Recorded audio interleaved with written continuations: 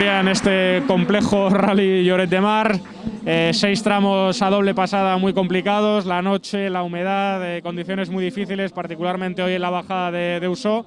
Al final, aunque no sea sencillo mantener las medias que se marcan, victoria para vosotros, enhorabuena. Muchísimas gracias, estamos súper contentos, como bien dices, 12 tramos, muy complicados, 6 tramos ayer, 6 hoy, el coche se iba por todos sitios, con tierra, con humedad. Bueno, para los que nos gustan los rallies llamamos este mundo fascinante, ¿no? Los tramos míticos de aquí de Girona y en Lloret de Mar y el agradecimiento a todos los que colaboran en organizar esto, que para los que nos apasiona este mundo lo podamos disfrutar.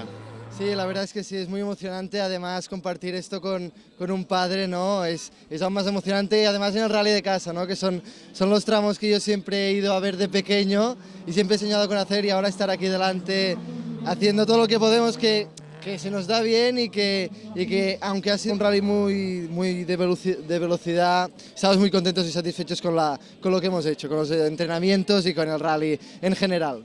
Muchas gracias.